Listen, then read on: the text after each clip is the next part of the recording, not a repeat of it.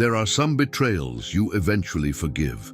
And then there are betrayals that quietly rewrite your entire personality, not because the pain was loud, but because it came from the one person you never expected would hurt you. You still remember the version of yourself before it happened. The softer version, the one who trusted without analyzing every word, the one who answered messages without anxiety, the one who believed honesty was natural in people. But after they betrayed you, something changed. Now you notice small shifts in people's tones. You overthink delayed replies. You question kindness. You hesitate before opening your heart. And the terrifying part is, you didn't choose to become this way. Pain trained you to survive. Carl Jung once said, "Knowing your own darkness is the best method for dealing with the darkness of other people." But nobody tells you what happens when that darkness enters your life through someone you loved. Because betrayal is different from heartbreak. Heartbreak hurts your emotions. Betrayal attacks your reality. It makes you question whether the memories were real, whether the love was real, whether you were simply blind the entire time. And maybe the hardest part isn't losing them. Maybe the hardest part is realizing you no longer see human beings the same way again.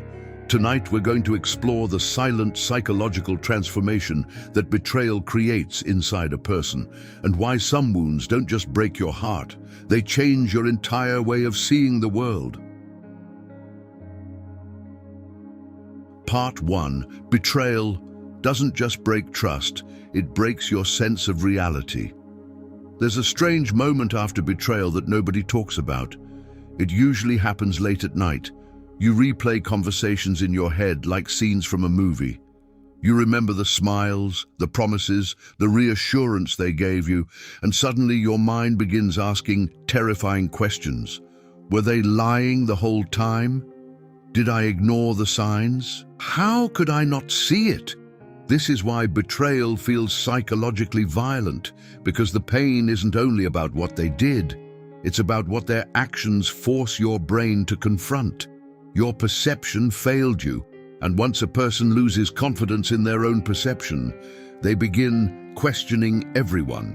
Nietzsche once wrote, "I'm not upset that you lied to me, I'm upset that from now on I can't believe you." But betrayal goes even deeper than that. After enough emotional damage, you stop believing yourself. That's why after betrayal, even healthy people begin overanalyzing harmless situations. Someone becomes distant for one day, and your mind prepares for abandonment. Someone changes their tone slightly, and your chest tightens with suspicion. Because trauma teaches pattern recognition. Your nervous system starts scanning the world for danger the same way a soldier scans a battlefield after surviving war. And the terrifying part is, sometimes betrayal actually makes you smarter, more aware, more observant, more emotionally intelligent. But it can also make you emotionally exhausted, because now every interaction feels like a hidden test. Every friendship feels temporary. Every act of love feels like something that could disappear without warning. This is why many people say, "I miss the old me." They don't just miss the relationship. They miss the innocence betrayal stole from them, the version of themselves that could trust without fear. And maybe that's the cruelest thing betrayal takes from you. Not the person, not the memories, but your ability to look at people without quietly wondering what they're hiding. Part 2. Why betrayal creates emotional isolation, even around good people. There's a painful contradiction that happens after someone deeply betrays you. You still crave connection, but you no longer feel safe inside it. So you begin doing something almost unconscious. You keep people close enough so you don't feel lonely, but far enough so they can't truly hurt you.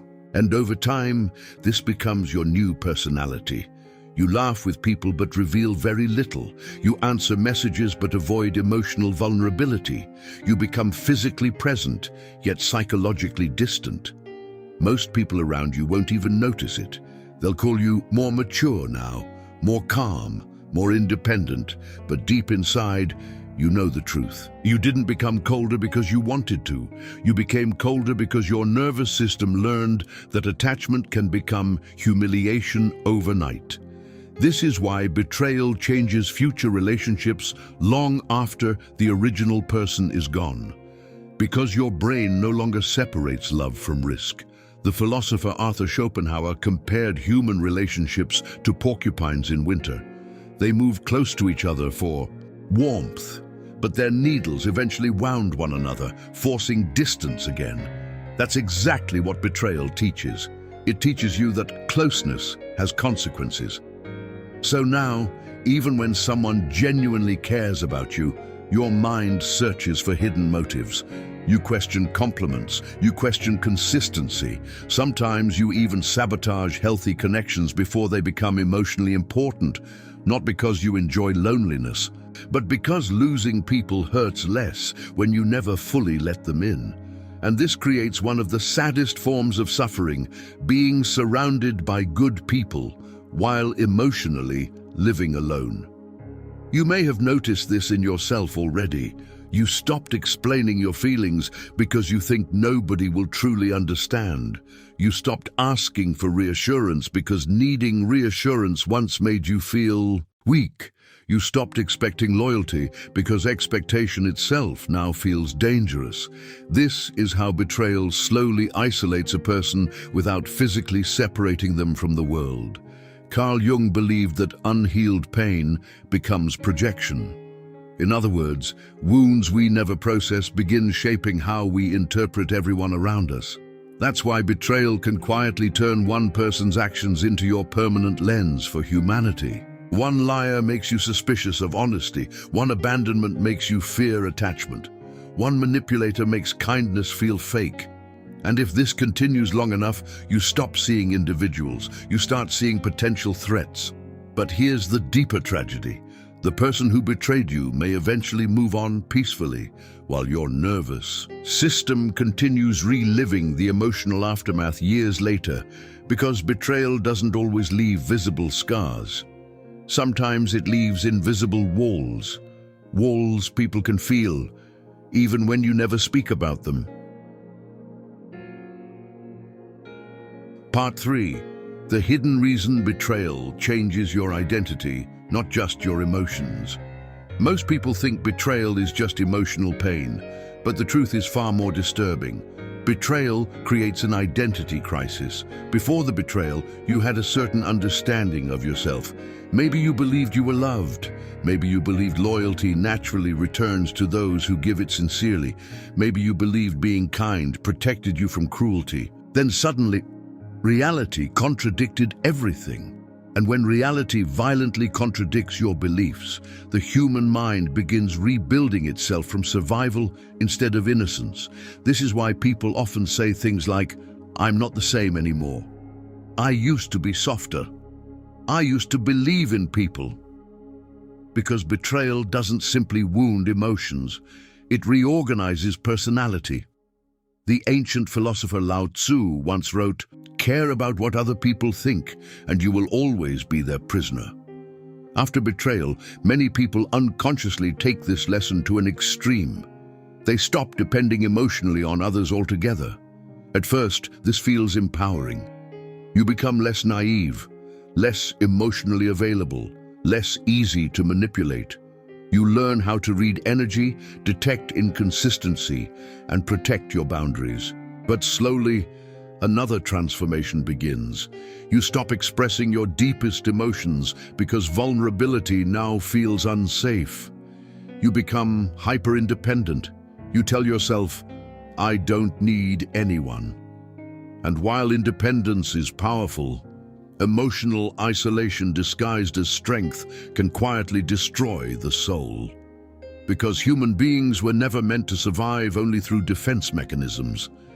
A person who constantly expects betrayal eventually struggles to recognize genuine love when it finally appears. Imagine someone who spent years surviving storms. Even after reaching safety, their body still reacts to every sound like danger is approaching. That's exactly what emotional betrayal does to the nervous system. The threat disappears, but the survival mode remains. And this creates emotional exhaustion. You become tired of analyzing people, tired of pretending you're okay, tired of carrying emotional armor everywhere you go. Yet you continue wearing it, because part of you believes the moment you remove it, pain will return again.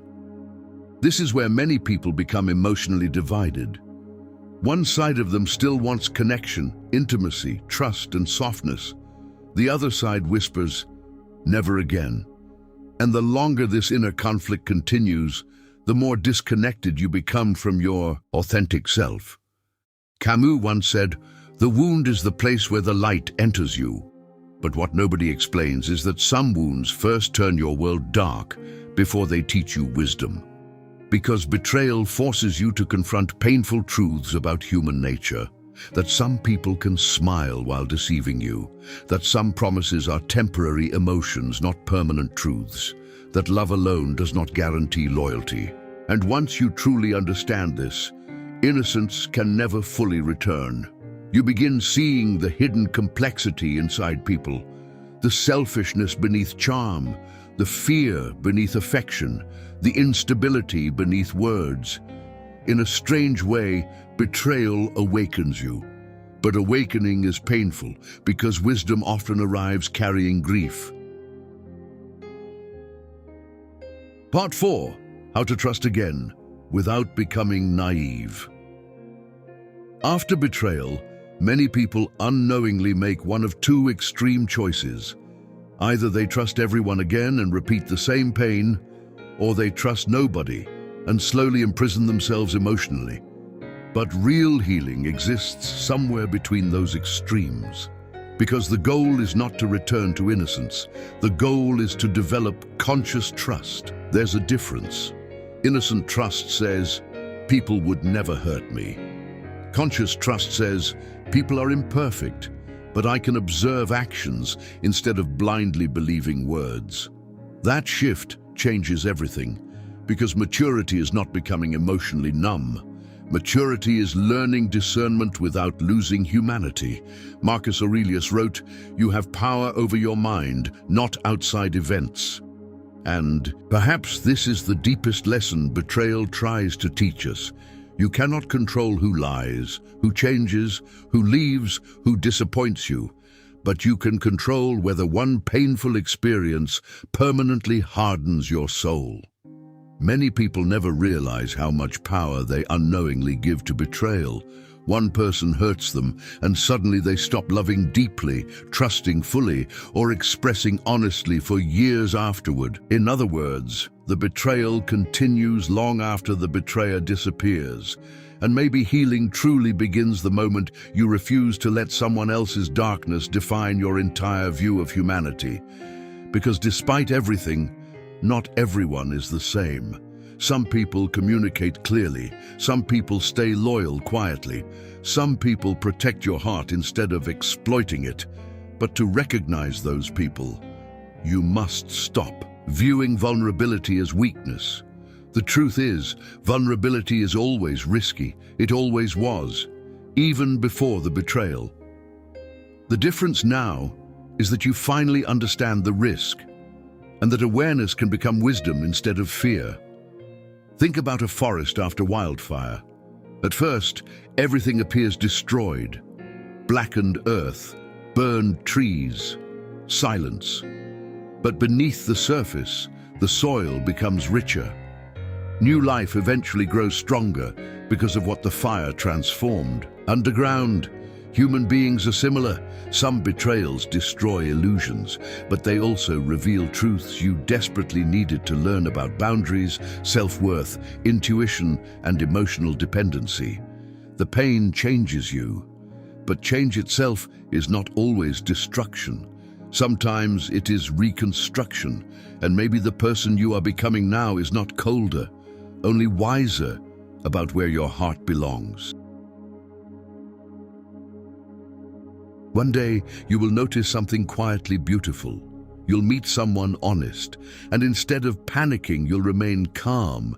You'll express yourself without fear of appearing weak. You'll stop assuming every delay means abandonment.